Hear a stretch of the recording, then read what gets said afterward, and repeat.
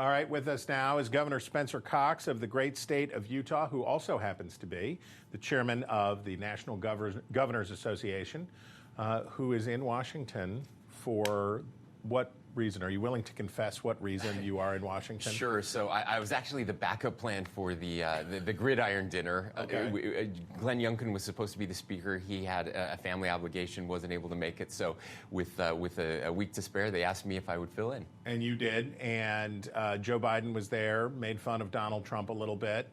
Gretchen Whitmer was your Democratic counterpart. Everybody was all dressed up.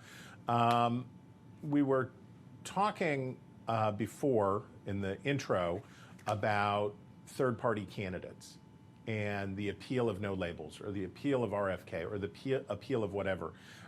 Your initiative at the National Governors Association is called Disagree Better, calling for a more civil discussion, for more constructive disagreements between Republicans and Democrats. I understand that you have not voted for a named candidate for president since 2012. Is that right? That's correct. Willard M. Romney was the last named candidate to get your vote, and you have written in ever since then. Are you feeling third-party-ish? Do you feel like maybe the Republican part, maybe you're ready for something else? Well, look, I think America's ready for something else. That's what we're hearing. I mean, if you look broadly at the polling, the United States, the people here don't want either of these major candidates, and yet this is where we are. This is where we're going. And I think it speaks to the dysfunction in our system, the dysfunction in Washington, D.C. And like most Americans, we're all kind of tired of it. There is an exhausted majority still out there, but neither party seems interested in attracting that exhausted majority. Okay, so in Utah, for a variety of reasons, including the stunning success of the Church of Jesus Christ of the Latter-day Saints, you have a very well-governed state, right? You have fast growth, low crime, good living, right? Things are good out there. But for a lot of the governors out there, they're dealing with a very different environment. And Utah's politics can get dicey sometimes, but generally it's a safer place for people who want to be nice and want to be normal. What do you tell somebody who lives in a battleground state? What do you tell somebody who is trying to affect a more decent, normal conversation in one of these states? What do you tell them about taking political chances? Well, I tell them that it's not the political chance they think it's going to be. Okay. And again, we're working with major universities all across the country that are doing this depolarization work. And I want to be clear about something. It's not just about civility. It's about, Disagree Better is about being true to who you are, being true to your principles. That's really important. But doing it in a way that doesn't demonize the other side. Right? We talk about attacking ideas, not people. And what we've found is even in those really polarized states where it seems like it's obvious you have to pan to your base, you really have to do that. When you reach out across the aisle, when you have a conversation like we used to, voters find that so refreshing, and they respond. Yes, you'll hear it from the extremes, but the extremes are smaller than we think, and that's part of the problem with social media and other things that you and I have talked about that are driving this divide when still 70% of Americans hate what we're doing in politics. So you met with President Biden last month and talked about a variety of things, but this, I assume, was on the topic list, right, about helping people to be nicer to each other and to disagree better. And then the president went out and gave a State of the Union address, and it was a hot ticket, man. It was he came out swinging. He punched Republicans hard. How did that strike you? Did he miss the mark?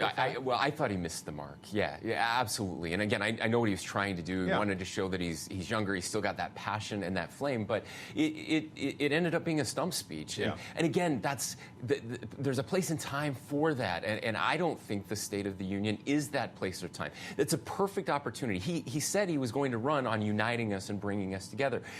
I've never seen anybody change their mind by being attacked and demonized and mocked. No one has ever won an argument. You don't win an argument that way. But see, neither party is trying to persuade anymore, Chris. We've totally given up on persuasion. We're a 50-50 country. Yeah. So all I have to do is keep my base and demonize the other side and make them scared of the other side, and then maybe we'll win. Maybe we won't, but if not, we'll get them next time. So you and your fellow governors, one of the things that you most want from this city is some movement on immigration. right? The border, now we have bipartisan agreement that the border is a catastrophic condition and that the migrant surge is a real problem, and everybody seems to at least now acknowledge the problem, right?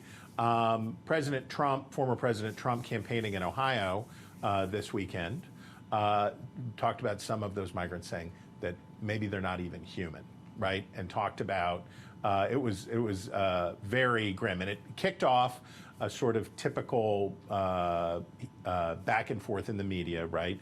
Well, are you defending murderers? No, the back and all of that stuff.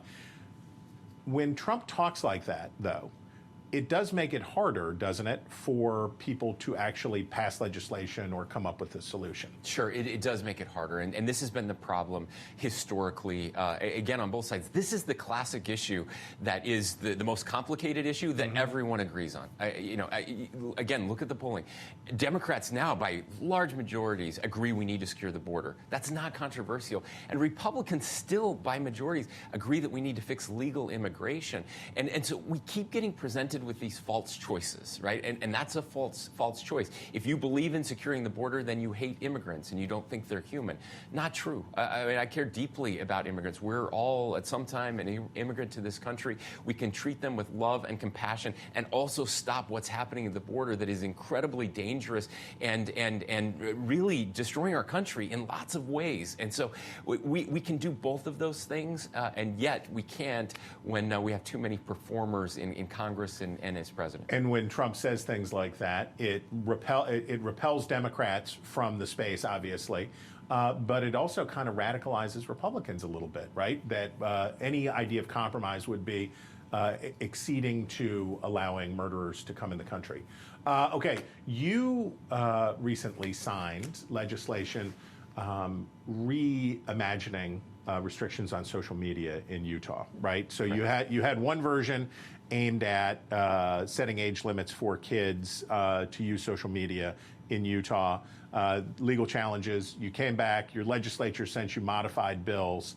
What's the difference, and why is this so important to you? Not much of a difference. Just looking at the language that was coming out of some of the court cases, we were able to do it a little differently, come at it in a different way. But we feel very strongly about this one. Again, another area of bipartisan support. I can tell you that when we passed the legislation last year, one of the first people to reach out to me was the President of the United States to talk about what we were doing. And I had members of Congress on the right reach out to see what we were doing. This is crazy to me, what we've allowed to happen to our young people, what we've allowed these major corporations to do with their data, with these addictive features and the way it's destroying us.